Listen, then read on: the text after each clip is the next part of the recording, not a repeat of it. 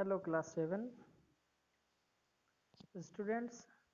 Today we are going to deal with chemical changes, and in this process we will discuss the burning of different kind of fuels, जिसमें हम लोग पढ़ेंगे carbon burn करता है तो कैसे क्या होता है, क्या प्रोड्यूस होता है। फिर वुड का देखेंगे, लकड़ियाँ जब जलती हैं तो क्या होता है। और फिर उसके बाद हम लोग देखेंगे फ्यूल, जो नॉर्मली आर्टिफिशियल तरीके से उसको रिफाइन करने के बाद, ये नेचुरल फ्यूल्स हैं बट इसको रिफाइन करने के बाद एक्सट्रैक्शन और मेटलर्जिकल प्रोसेस से चीज़ों को करने के बाद जो petrol, diesel, kerosene, natural gases, liquefied petroleum gases, तो ये जो फ्यूल हैं इनके साथ फिर क्या होता है, ये सब चीज़ें हम लोग देखेंगे। ठीक है।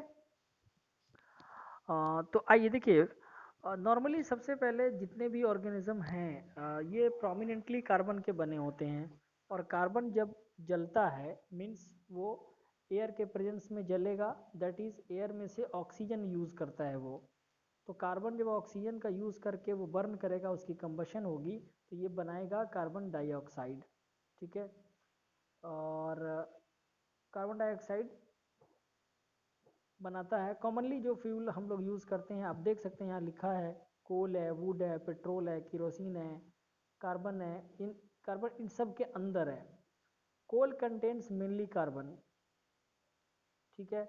जब इनको जलाया जाता है तो ये कंबाइन करते हैं ऑक्सीजन के साथ जो कि एयर में होता है, और फॉर्म करते हैं एक नया सब्सटेंस कार्बन डाइऑक्साइड। अब ये केमिकल चेंज कैसे है, इसको थोड़ा सा देखते हैं। केमिकल चेंज में दो इंपॉर्टेंट बातें थी कि द न्यू प्रोडक्ट जो वो बनता है, पहली बात तो ये कि नया प्रोडक्ट बनता है, और वो दूसरी बात, नया प्रोडक्ट वापस पुराने वाले रिएक्टेंट में या पुराने वाले फेज में या पुराने वाले स्टेट में वो नहीं जा सकता है। अगर वो कंडीशन रिवर्स करने पे भी नहीं जाए, ठीक है, पिछले वाले स्टेट में या पिछले वाले उसका जो नेचर है उसमें, तो उसको हम क्या कहते हैं, केमिकल चेंज। तो यहाँ होता है कि जब कार्बन ऑक्सीजन के साथ मिल करके कार्बन डाइऑक्साइड बनाया, तो अब ये वापस कार्बन नहीं बनना चाहिए। This change is irreversible. ठीक है। अगर हम इसको कूल करें, जलाए हैं तो उसको हीट दिए होंगे, तो कूल करेंगे तो क्या कार्बन डाइऑक्साइड जो है वापस हमको कार्बन और ऑक्सीजन दे देगा? नहीं देगा। इसलिए hence the burning of coal is a chemical change. तो जब भी हमको कोई चेंज जो है वो चेक करना होगा कि ये केमिकल चेंज है कि नहीं है, क्या है नहीं है, तो हम उस चेंज के सिर्फ बेसिक एस्पेक्ट पे ध्यान देंगे कि केमिकल चेंज होता क्या है। केमिकल चेंज होता है जिसमें नया सब्सटेंस बने और वो रिवर्सिबल नहीं हो, इरिवर्सिबल हो। तो यही दो बात हम चेक करते हैं, और यही मिलता है कि एक बार कार्बन डाइऑक्साइड बन गया तो वो वापस हमको कार्बन और ऑक्सीजन वापस नहीं देता है, इसलिए ये केमिकल चेंज है। अब आइए वुड पे। वुड जिससे पेपर भी बनता है, तो पेपर भी अपने आप में वुड हो गया क्योंकि वो उसी का पार्ट है। It contains carbon, hydrogen and oxygen. When burned, जब ये जलते हैं, it takes up oxygen from the air and forms new substance, again carbon dioxide and water vapour.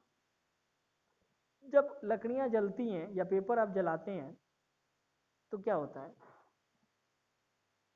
The oxygen present in air, air के अंदर जो oxygen present है उनका use करके ये एक नया सब्सटेंस बनाता है, और वो नया सब्सटेंस क्या होता है, अगेन कार्बन डाइऑक्साइड और वाटर वेपर। जब हम इसको कूल करते हैं तो कार्बन डाइऑक्साइड और वाटर वेपर हमें वापस कार्बन, हाइड्रोजन और ऑक्सीजन नहीं देता है। ठीक है। और जब ये नहीं देता है, इसका मतलब कि ये केमिकल चेंज है, क्योंकि ये रिवर्स नहीं हो रहा है, इरिवर्सिबल है। ठीक है। अब तीसरी बात आती है फ्यूल का। ठीक है। Like petrol, kerosene, diesel, natural gas, LPG, ये सब के सब they all contain mixtures of hydrocarbons. Hydrocarbons क्या होते हैं? एक्चुअली ये मिक्सचर होते हैं, ये जो है ना कंपाउंड जो है, ये मिक्सचर होते हैं कार्बन एंड हाइड्रोजन के ओनली। केवल केवल इसके अंदर कार्बन और हाइड्रोजन से बना हुआ कंपाउंड होगा, जैसे मीथेन है, CH4। ठीक है। तो जो कंपाउंड सिर्फ कार्बन और हाइड्रोजन से मिलकर बना हुआ है उसको हम बोलते हैं हाइड्रोकार्बन। ठीक है, इतनी बात क्लियर है। When burned, अब जब हम इसको जलाएंगे, they also combine with oxygen present in the air to form carbon dioxide and water vapor। तो प्रोडक्ट यहाँ भी सेम है।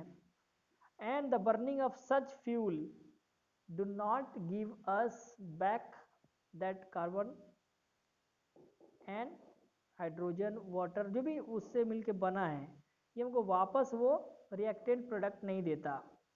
तो रिएक्टेंट मटेरियल जो भी है हमारे पास वो ये वापस हमको नहीं देता।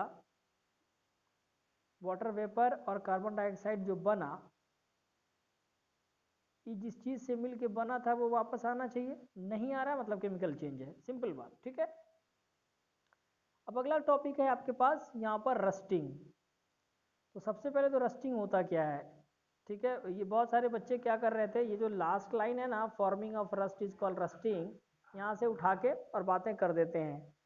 बेटा इसके पहले ना पूरा फॉर्मिंग ऑफ रस्ट, तो how the rust is formed, ये पूरा होल प्रोसेस रस्टिंग कहलाता है। ठीक है ना, तो उस प्रोसेस को लिखना होता है। तो लिखिए रस्टिंग के बारे में पहले लिखिए, the process of formation of rust on the surface of iron.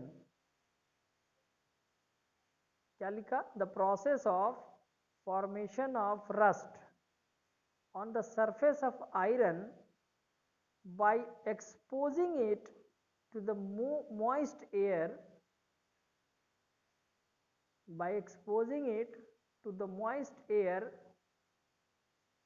exposing it मतलब iron, exposing iron to the moist air for a considerable amount of time is called rusting। अब देखिए क्या होता है, रस्ट का फॉर्मेशन होता है कहाँ? आयरन के सरफेस पे, बाहरी सरफेस पे। कब होता है? जब इस आयरन को हम एक्सपोज करते हैं मॉइस्ट एयर में, यानी मॉइस्ट एयर के कांटेक्ट में छोड़ते हैं। कब तक? एक कंसिडरेबल अमाउंट ऑफ टाइम तक, मतलब एक अच्छे खासे समय तक हम छोड़ेंगे। ये नहीं कि अभी छोड़ दिया और दो घंटे के बाद कहना देखता रस्टिंग हुआ कि नहीं हुआ, ऐसे नहीं होता, इट्स अ स्लो प्रोसेस। ठीक है ना, तो इसलिए कंसिडरेबल अमाउंट ऑफ टाइम के लिए, 1 सप्ताह 1.5 सप्ताह छोड़ना पड़ता है, तब जाकर के वो कुछ उसके अंदर दिखाई पड़ेगा। रेड ब्राउन सॉलिड डिपॉजिट होता हुआ दिखाई पड़ेगा। ये एक्चुअल में ऑक्साइड्स ऑफ आयरन होते हैं। ये कैसे रिएक्ट करता है इसका इक्वेशन भी आप लिख लीजिए। ये रिएक्ट करता है iron that is Fe plus oxygen that is O2 plus water that is H2O, और ये बनाएगा Fe2O3, Fe2O3 आयरन ऑक्साइड। ठीक है, तो ये रिएक्शन का पार्ट है, कैसे रस्टिंग का प्रोसेस होता है। अब एक चीज आपसे पूछेगा, ये पूछता है कि what are the conditions necessary for rusting. Rusting के होने के लिए कुछ कंडीशन है, वो कंडीशन क्या क्या है आप लिखिए। First condition is presence of oxygen. पहले तो ऑक्सीजन का प्रेजेंस होना चाहिए, वरना कंबशन होगा ही नहीं। आप जानते हैं जलने के लिए ऑक्सीजन का होना जरूरी है, तो प्रेजेंस ऑफ ऑक्सीजन। दूसरा, प्रेजेंस ऑफ रस्टिंग मटेरियल। जैसे आयरन की रस्टिंग होती है तो आयरन का होना भी तो जरूरी है ना, आयरन होगा ही नहीं तो कहां से रस्टिंग किस में होगी? तो प्रेजेंस ऑफ रस्टिंग मटेरियल। और तीसरा, presence of water slash moisture slash water vapour. इस मतलब सिंपल वाटर जो होता है, नॉर्मल ऑर्डिनरी वाटर, वो भी रस्टिंग में काम आ जाएगा। तो मॉइस्चर कहिए या वाटर कहिए या वाटर वेपर कहिए, यानी किसी फॉर्म में भी होगा, वाटर रस्टिंग करा देगा। अब एक इम्पॉर्टेंट चीज़ है कि अब जब रस्टिंग होती है तो हमको रस्टिंग से बचने के लिए क्या करना पड़ेगा? प्रिवेंशन क्या है इसका? हमारा आयरन जो खराब हो जाता है, हमको इससे बचाने के लिए हमें क्या करना होगा? तो देखिए 3 4 5 प्रोसेस है इसके जिससे हम बचा सकते हैं इसको। तो उसमें सबसे पहला प्रोसेस है by painting the iron material, आप पेंट कर दीजिए। दूसरा है बाय अप्लाइंग ग्रीस और ऑयल, या तो उसके ऊपर तेल लगा दीजिए, ग्रीसिंग कर दीजिए। आप जानते हैं ओवर ऑयलिंग कहते हैं हम लोग कि आज मशीन की ओवर ऑयलिंग हो गई है। मतलब ओवर ऑयलिंग क्यों कह रहे हैं? पूरे ओवर ऑयलिंग मतलब पूरे मशीन पर ऑयल को हमने अप्लाई किया है। तो ग्रीस या ऑयल से अगर हम आयरन मटेरियल को करते हैं तो क्या होता है कि एयर के कांटेक्ट में आने पर आयरन कांटेक्ट में नहीं आएगा, बल्कि वो तेल जो है, वो ऑयल जो है वो कांटेक्ट में आता है। ठीक है। थर्ड है बाय गैल्वेनाइजेशन। गैल्वेनाइजेशन जानते हैं क्या है? मोल्टेन जिंक, जो पिघला हुआ जिंक होता है, उस सॉल्यूशन में आयरन को डिप कर दे। यानी मान लीजिए बाल्टी में जिंक जो है मोल्टेन स्टेट में है और उसमें हम आयरन ऑब्जेक्ट को डुबो दे, तो क्या होगा? चारों तरफ से जिंक जो है उसके परत पर बैठ जाएगा, समझिए ना, पेंट हो जाएगा एक तरह से। तो इसी प्रोसेस को कहते हैं गैल्वेनाइजेशन। चौथा है by coating iron with chromium. Chromium एक एलिमेंट है, उसकी कोटिंग अगर हम आयरन पे मार दें तो भी रस्टिंग से बच जाएगा।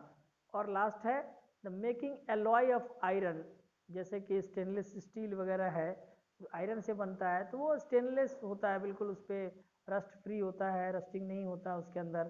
तो ये थी आज की आपकी पूरी क्लास, और फिर नेक्स्ट क्लास में हम लोग देखेंगे some more chemical changes. Okay, thank you.